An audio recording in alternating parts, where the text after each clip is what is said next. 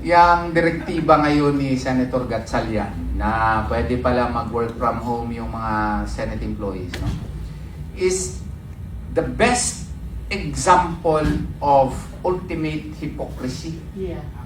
Bakit? Diba inaatake nila Senator Tulfo noon, si Senator De La Rosa, yung mga ordinaryong empleyado nagpapainit sa nagtatrabaho. Kailangan tayong pumasok sa Senado. Lahat pala talaga ito politika lang. Pwede rin pala work from home eh.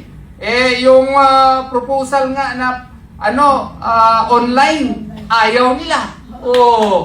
Di ba? Ayaw nila, pwede pala work from home eh. Paano nila mag-work from home kung hindi pwede online?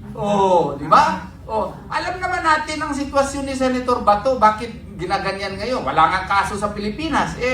The first rule is self-preservation. Bakit ayaw mo ipa-online? Ngayon pala, pwede pala. Work from home. Gaya, iya lang.